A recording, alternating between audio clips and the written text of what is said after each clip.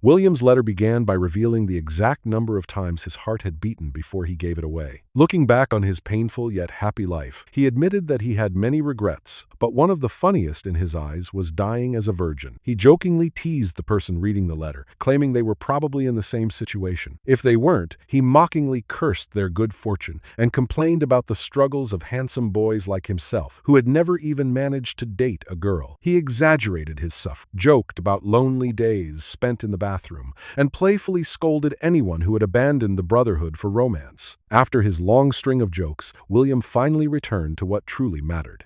Before dying, he had shared his first and last kiss with the most beautiful girl in the entire academy. Remembering how soft her lips were made him smile even in his final moments. He imagined how jealous all of her admirers would have been if they had witnessed it. But none of that mattered anymore, because by the time someone found the letter, he would already be gone. Although he left the world carrying many regrets, there was one thing he never regretted. Giving his heart to her had been the happiest decision of his life. Even though she had only been his girlfriend for a few short hours, those brief moments became the happiest memories he had ever experienced. His only wish was for her to keep living, not only for herself, but also for his sake. William then turned his attention to whoever had discovered the letter. He admitted he knew nothing about them or the life they were living, but he still wanted to leave behind one final message. He urged them to treasure every moment and live without regrets, because many people, just like him, would never see another sunrise after closing their eyes that night. Only when he witnessed the final sunset of his own life did he realize how many beautiful opportunities he had ignored. He pleaded with the reader not to make the same mistake and to treat every day as though it might be their last. Before ending the letter, he added one final piece of advice in his usual playful style, telling everyone to always carry tissues wherever they went. Signing the letter as William, the boy who died so that others might live, he included a postscript asking anyone who had found it to ignore the embarrassing jokes from the beginning because he had only been teasing. Then his final words were directed to one person alone. If fate allowed them to meet again, he promised he would never let her go and that they would finally finish what had been left unfinished. He told Belle not to miss him too much and begged her not to follow him too soon because that would make him truly sad. He also entrusted the younger children at the orphanage to her care before saying goodbye. As Belle finished reading, tears fell onto the handwritten pages until the letter was completely soaked. Holding it tightly against her chest, she could only whisper an apology to William over and over again. As the sun disappeared beyond the horizon and the first stars filled the night sky, the steady beating of William's heart inside her chest remained with her until she had no tears left to cry. When William opened his eyes, he found himself lying on a small golden cloud drifting through the sky. For a brief moment he thought he was dreaming, but the memory of Belle collapsing before him quickly returned.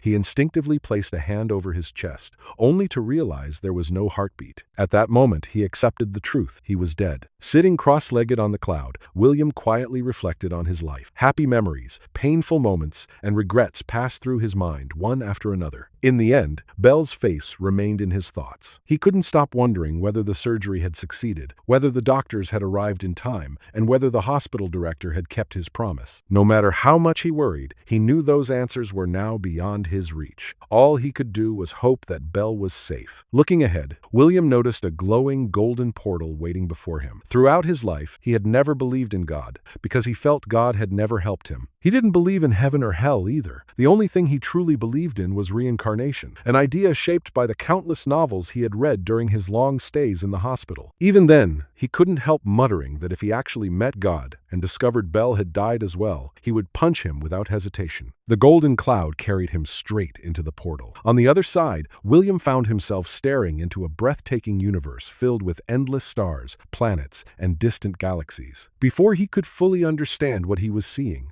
the cloud accelerated toward a massive planet that looked remarkably similar to Earth. As it traveled, countless other golden clouds appeared alongside his own. Within moments, millions of clouds filled the sky, each carrying a different soul. There were elderly people, adults, teenagers, young children, and even toddlers. Seeing the youngest children reminded William of the little brothers and sisters back at the orphanage, leaving him with a heavy feeling in his heart. As they approached the planet, the massive procession suddenly split apart. The clouds carrying elderly people drifted toward the eastern side of the planet, while those carrying children younger than 5 headed south. William realized an unseen force was separating everyone according to unknown rules. His own cloud continued toward the center of the planet along with fewer than 100 other people. Their clouds finally descended before a magnificent temple. Standing at its entrance was a kind old man with long white hair and a flowing beard. He welcomed everyone warmly and invited them to ask whatever questions they had. The first question was whether he was God. Smiling gently, the old man explained that he was only one of many servants. When another person asked if that meant there were multiple gods, he revealed that the temple before them was called the Temple of 10,000 Gods.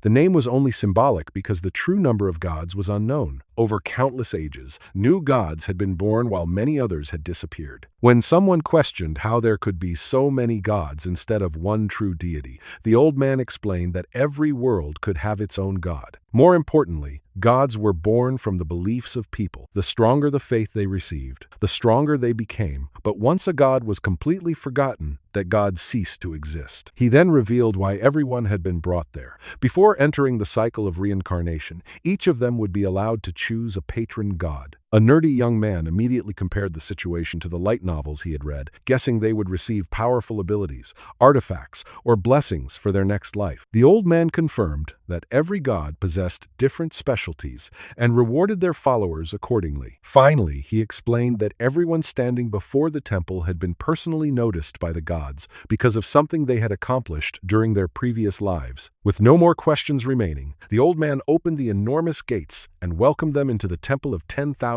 Gods. After entering the Temple of 10,000 Gods, William expected something solemn. Instead, he found himself in what looked like a lively marketplace. Stalls lined the streets while handsome men and beautiful women enthusiastically called out to every newcomer with shamelessly cheesy pickup lines. The people who had arrived with William quickly wandered toward the merchants, drawn in by their flattery. Some of the merchants even argued among themselves, trying to steal customers from one another. Still trying to understand what was happening, William was approached by a cheerful, chubby man in elegant robes. Introducing himself as Gavin, the god of all trades, he confidently claimed to be the greatest patron god in the entire temple and immediately asked William if he wanted to become the strongest man in the world. Before William could properly respond, an apple suddenly struck Gavin in the back of the head. A beautiful woman wearing a hat decorated with tiny apples stormed over, accusing him of lying to children. She introduced herself as Lulu, the apple goddess, and insisted that William should choose her instead. With a simple gesture, she pulled William through the air toward her stall. No matter how hard he struggled, he couldn't even move his own body. Once William reached her, Lulu enthusiastically introduced herself and asked if he knew the famous saying about apples. When William replied, "An apple a day keeps the doctor away," she laughed and corrected him by demonstrating her own version. Gavin charged over to rescue William, but Lulu casually threw one of the apples from her hat. The tiny fruit expanded into a massive apple before crashing into Gavin and launching him hundreds of meters away. Smirking proudly, she declared that an apple a day kept everyone away if it was thrown hard enough. Lulu then tried persuading William to become her follower, promising that she could grant him the ability to grow apple trees anywhere, whether in deserts, frozen lands, underwater, or even inside his own body. Before he knew it, she had already produced a contract and placed a pen in his trembling hand, urging him to sign immediately. Fortunately, Gavin returned just in time. He separated Lulu from William and reminded her that gods weren't allowed to force anyone into signing a contract. After reluctantly giving up, Lulu returned to her stall but reminded William that he was welcome to come back if he changed his mind. Gavin then offered to show William around the bazaar while explaining how gods actually worked. He revealed that there were 3 categories of gods. The primordial gods were ancient beings born alongside the multiverse, including gods of elemental forces like fire, water, earth, wind, and lightning. The personification gods were born from emotions or professions, such as the gods of fear, lust, pride, war, blacksmiths, hunters, music, and art. Finally, there were the new generation gods, newly born deities created from more modern beliefs. To demonstrate, Gavin led William toward one of the busiest stalls in the temple. A massive line had formed before an adorable pink-haired girl named Lily, who looked no older than 12. She happily greeted each visitor, declared her love for them, kissed one young man on the cheek, and convinced him to sign her contract, while the crowd enthusiastically shouted slogans in support of her. When Gavin revealed that Lily was the lowly goddess, born from the beliefs of people with very unusual tastes. William immediately denied having any connection to such followers. Lily noticed them and sweetly waved at William. Thinking there was no harm in waving back, he returned the greeting. Gavin quietly handed William a divine artifact called the Glasses of Truth, explaining that they could see through disguises and illusions. The moment William put them on, the adorable little girl vanished. In her place stood a wrinkled old midget with a huge nose and only 3 teeth. The disguised goddess winked and blew him a flying kiss that became a magical pink heart. William instantly slapped it away, then crushed it under his foot before sprinting from the stall as fast as he could. Watching the terrified boy flee, Gavin simply laughed, finding William more interesting than ever and hoping he would eventually become his follower. After fleeing from the lowly goddess's stall, William spent the next 3 days exploring every corner of the Temple of 10,000 Gods. He carefully visited countless gods, listened to their offers, and considered his options before finally deciding which patron god he wanted to follow. When he arrived at his chosen stall, a beautiful cat-eared girl happily welcomed him, confident that he had made the right choice. Standing behind her was the god William had selected, the harem god. Gavin, the god of all trades, accompanied William to the stall despite being disappointed that William hadn't chosen him. Even so, he respected William's decision and stayed by his side until the contract would be signed. The harem god's stall was by far the busiest in the temple. More than 500 men were lined up, each eager to become his follower. Gavin couldn't understand why so many people were attracted to him and sarcastically questioned whether all of their brains were located below their waists. Everyone in line glared at him, while William quietly looked away. William had a simple reason for standing there. One of the greatest regrets of his previous life was dying a virgin. After sacrificing everything to save the people he loved, he wanted a chance to experience the things he had missed. Becoming the harem god's follower seemed like the perfect opportunity to leave that regret behind in his next life. Like every god in the temple, the harem god already knew William's past. He admired William's willingness to sacrifice himself for the orphanage children and for Belle, and he sincerely respected the choices William had made during his life. When William finally reached the front of the line, the harem god warmly greeted him and declared that, besides the usual blessing granted to his followers, he would also give William a piece of his own divinity. Calling William his little brother, he welcomed him with genuine affection. Overwhelmed, William shamelessly embraced him and happily accepted the title, while Gavin watched with an expression of regret. The harem god then attempted to summon a contract so William could officially become his follower. To his surprise, nothing appeared. After trying again without success, he awkwardly contacted customer service to find out what had gone wrong. The answer left everyone stunned. The divine system informed him that he had already reached the maximum number of followers allowed. No additional contracts could ever be issued for him, and the rules couldn't be broken. William felt crushed. After waiting so long to reach the front of the line, he had lost his chance at the very last moment. Gavin, however, quickly realized what had happened and secretly felt a spark of hope that William might still become his follower instead. The harem god sincerely apologized to William, but then made an unexpected decision. Even without a contract, he insisted on giving William a piece of his divinity. Gavin was completely shocked. A divine blessing from a contract was valuable enough, but a god's divinity was on an entirely different level and far more powerful. The harem god handed William a chess piece shaped like a king and introduced himself as Brother Issei. Following his instructions, William placed the king against his chest. The glowing chess piece merged directly into his soul, making him feel stronger even though he had no idea what abilities he had just received. Brother Issei then promised to accompany William until he found another patron god, ensuring that no one would deceive or pressure him into signing an unwanted contract. Before William could even thank him properly, a familiar voice echoed through the temple. Lily, the lowly goddess, suddenly launched herself into William's arms like a cannonball and wrapped him in a tight embrace. Clinging to him, she sweetly confessed that she liked him and offered countless benefits if he became her follower. All she wanted in return was a kiss. After seeing her true appearance through the glasses of truth, William was horrified. He desperately struggled to escape while screaming internally that he would rather kiss a frog than kiss her. Completely unaware that her disguise had already been exposed, Lily continued acting as cute as possible. Watching the entire scene unfold, Gavin simply smiled, realizing another opportunity had just appeared before him. Lily tightened her grip on William and looked up at him with pleading eyes, begging him to become her follower. William knew that if he hadn't already seen through her disguise with the glasses of truth,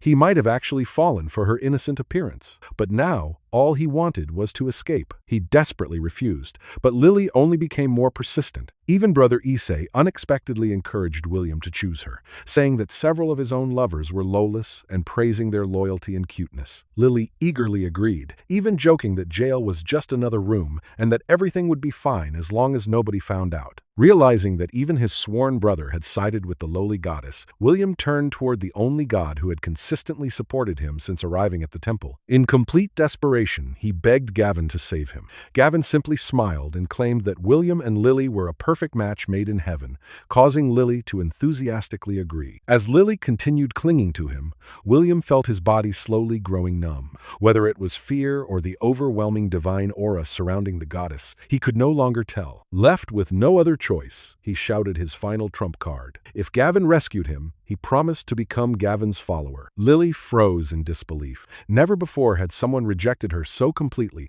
that they willingly chose another god just to escape her embrace. Gavin immediately stepped forward and pulled Lily away from William, finally freeing him. After catching his breath, William immediately declared that he would sign Gavin's contract. Instead of accepting immediately, Gavin hesitated. Although he desperately wanted William as his follower, he didn't want the decision to come from coercion. Feeling guilty for taking advantage of the situation, he suggested that they first sit down and enjoy a proper meal. Brother Issei agreed, sensing that something was bothering Gavin, while Lily insisted on tagging along. The four of them headed to the most famous restaurant in the temple, which was run by the god of cooking. The moment William tasted the food, he was overwhelmed by its incredible flavor. Every bite reminded him of the days he had gone hungry at the orphanage, often giving part of his own meals to his younger brothers and sisters so they wouldn't starve. Catching a glimpse of those memories, the three gods silently ordered even more dishes, allowing William to enjoy a feast unlike anything he had experienced in his previous life. After the meal, William finally asked the question that had been on his mind. What exactly was expected from a follower in exchange for a god's blessing? Before answering, Gavin decided to tell William everything about himself first. He wanted William to choose him willingly, not because of a promise made under pressure. He explained that, as the god of all trades, his blessing granted followers a 20% increase in experience whenever they leveled up a job class. It also awarded an extra skill point every time a job class advanced. William quickly understood the concept because of the role-playing games and novels he had enjoyed on Earth. However, he questioned whether such a blessing would matter if he were reincarnated into a world without monsters.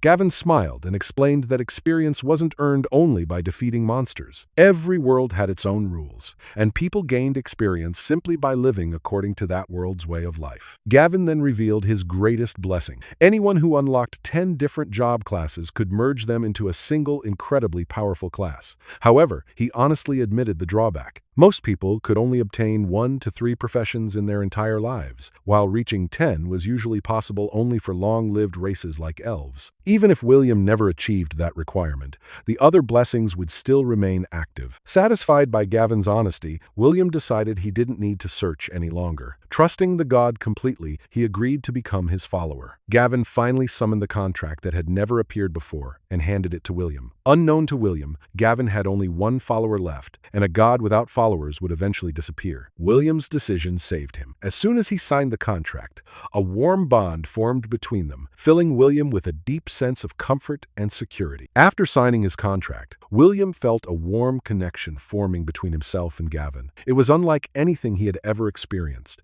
and he realized he had truly become the god of all trades follower. Lily, however, still pouted, insisting that he should have chosen her instead, but William quietly ignored her and asked Gavin whether it was finally time for his reincarnation. Gavin smiled and revealed that there was still one last gift waiting for him. He handed William a tiny object that looked strangely familiar. Gavin explained that it was something known on Earth as a CPU core, and that it was his personal gift. Although William had no idea what it could do, he instinctively felt it was something incredibly valuable and sincerely thanked Gavin. Not wanting to be left behind, Lily eagerly presented William with a lollipop as her own farewell gift. Gavin immediately objected, reminding her that William was now his follower, but Lily insisted she wasn't breaking any rules. Brother Issei agreed, explaining that it was extremely rare for Lily to give gifts to someone who wasn't her follower. Seeing no reason to refuse, William accepted the candy. Moments later, Both the CPU core and the lollipop floated into the air before merging directly into his chest.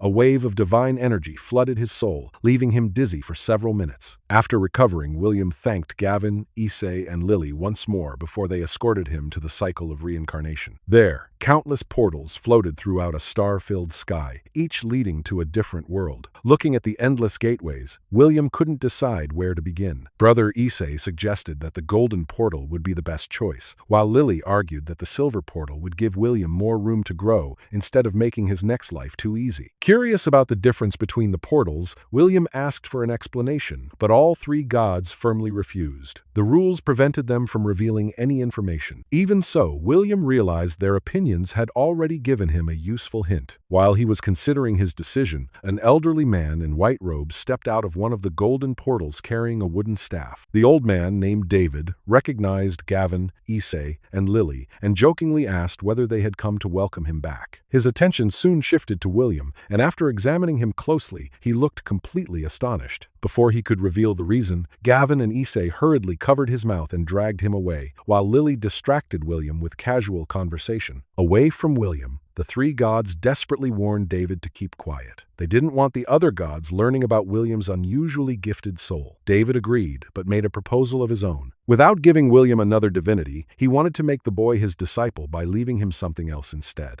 After a brief discussion, the others reluctantly accepted. Returning to William, David introduced himself properly and asked whether the boy had chosen a destination. William confidently pointed toward the silver portal. David praised his decision before handing William his wooden staff as a keepsake. When William hesitated, believing it was the old man's walking stick, David casually produced another identical staff and insisted he accept it. As William floated toward the silver portal, he stopped to bow one last time, thanking the four gods for everything they had done. Gavin gave him one final piece of advice, telling him to cherish every sunrise, every sunset, and every beautiful moment in his new life. William smiled, promised he would, and turned toward the portal. Then, without warning, a truck suddenly burst out of a nearby portal. Before anyone could react, it slammed directly into William, launching his soul away from the silver portal and straight into a distant red one. The four gods stood frozen in disbelief as William disappeared. A moment later, the truck transformed into a 10-meter-tall robot and innocently wondered if it had just hit someone. Gavin instantly exploded with rage, roaring that he was going to dismantle Truckcon himself. Outside a delivery room, the elf Theoden paced back and forth in obvious panic while waiting for his grandchild to be born. His wife Erin repeatedly told him to calm down,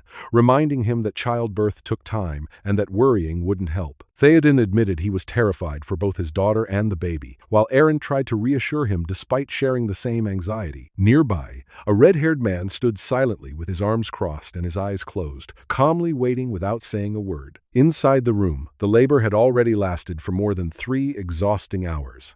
The beautiful elf Arwen struggled to push through the pain while the midwife encouraged her to keep going. Driven only by her determination to meet her child, Arwen gave one final push, and her baby was finally born. The midwife was ready to congratulate Arwen on giving birth to a healthy baby boy, but something immediately felt wrong. The newborn didn't cry. Fearing the worst, she quickly cleaned the infant with magic and carefully checked his breathing and heartbeat. For a terrifying moment, she thought the baby had died immediately after birth. Then she noticed his chest rise ever so slightly. He was alive, but his breathing was incredibly weak and labored. Hearing the midwife hesitate, Arwen anxiously asked whether something had happened to her child. Snapping out of her thoughts, the midwife presented the baby to his mother and congratulated her, but honestly admitted that the newborn was extremely weak. Ignoring everything else, Arwen gently embraced her son for the first time. The exhaustion from her long labor instantly faded as she looked at his tiny face. Smiling through tears, she softly teased that he looked like a little caterpillar before placing her hands on him and casting 2 healing spells. As the magic flowed into his fragile body,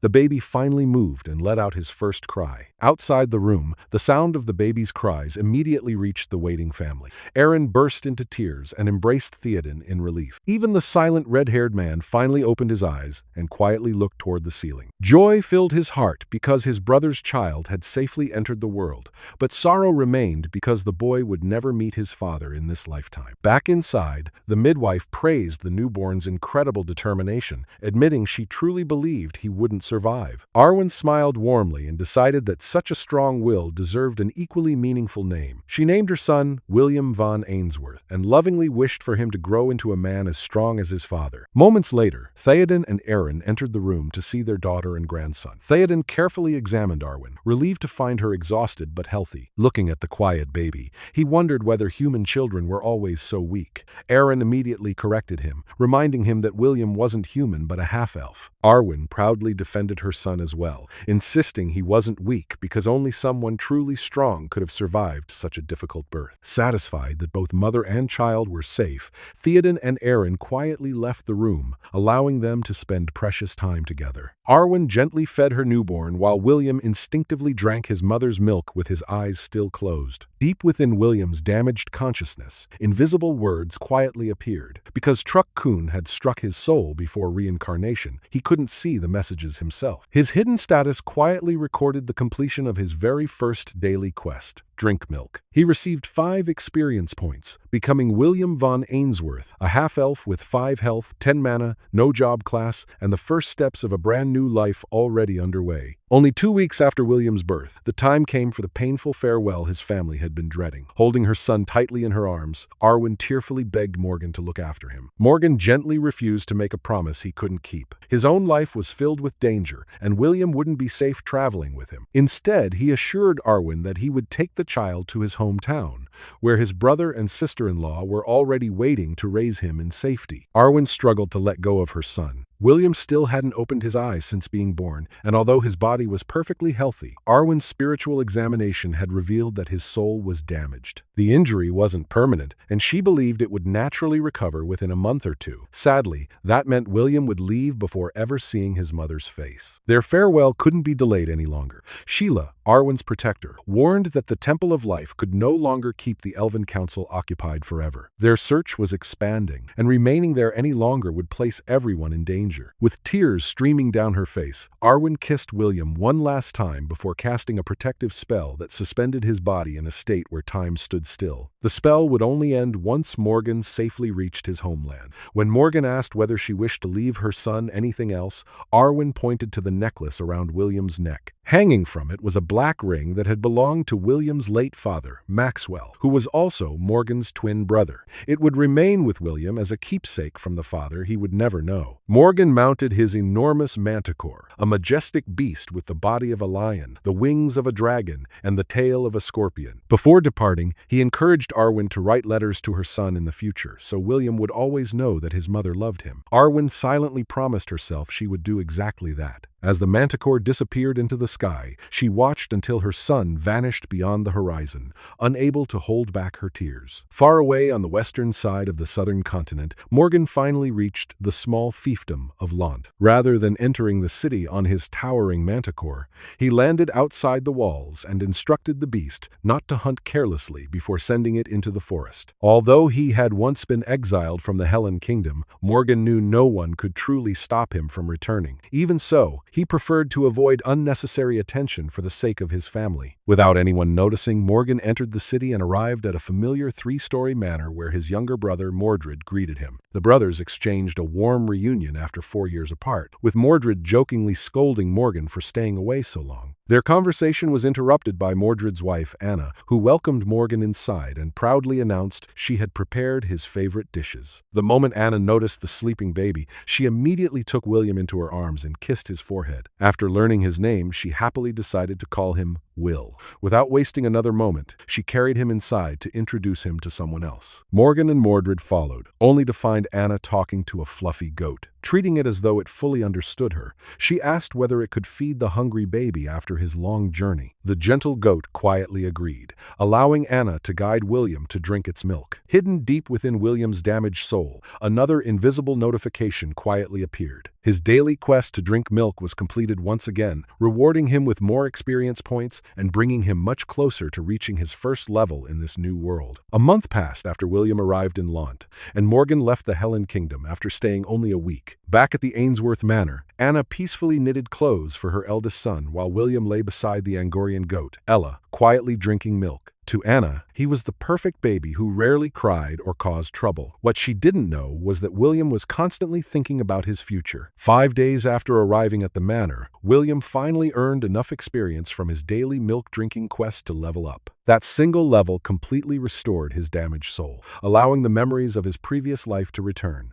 When he first regained consciousness, he almost panicked, believing he had been reincarnated as a goat. Only after observing his surroundings for several days did he realize he had truly been reborn as a half-elf baby. His daily routine continued to reward him with experience. Every time he finished drinking, another quest was completed, slowly increasing his level. Once he had finished feeding, William affectionately thanked Ella, whom he had already begun calling Mama in his mind. He even tried asking her to take him outside, but the protective goat simply licked his forehead and refused. Unable to do much else, William opened his status page. He saw that he had already accumulated several unspent stat points, yet he still had no job class. Remembering the countless novels and RPGs from his previous life, he considered putting everything into intelligence and becoming a powerful magician. But another thought quickly stopped him. In too many stories, talented geniuses ended up becoming stepping stones for the real protagonist. Deciding that staying unnoticed was the safer strategy, William chose not to spend any of his stat points yet, believing patience would pay off later. A full year passed peacefully. William's world revolved around sleeping, drinking milk, crawling, and spending time with Ella, but he still gained 4 levels through his daily quests. His health, mana, and basic attributes naturally increased as he grew older,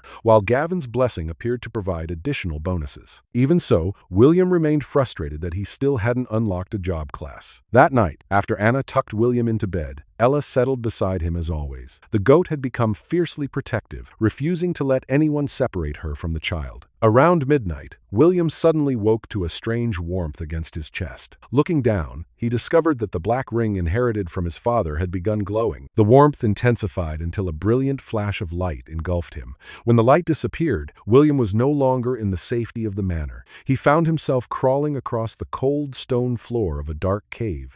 Thanks to his half-elf vision, he could clearly see the surroundings and the 3 goblins slowly approaching him. Frozen in terror, William desperately tried to crawl away, but his tiny 1-year-old body refused to move fast enough. The goblins charged with clubs raised high, intending to kill the helpless child. William could only cry out in fear. Before the clubs landed, Ella suddenly burst into the cave and rammed one goblin through the chest with her horns before kicking another into the cave wall. But she was hopelessly outnumbered. The 3rd goblin struck her from behind, and soon all 3 began mercilessly beating the brave goat. Blood poured from Ella's mouth as blow after blow shattered her body. Even while lying broken on the ground, she desperately called out for William to run. Crying helplessly, William watched as the goblins continued their assault. Then the wounded goblin staggered toward him, raised its club high, and brought it crashing down. A cry of pain echoed through the cave as fresh blood splattered across the ground. A sudden force blasted all 3 goblins away from William and Ella,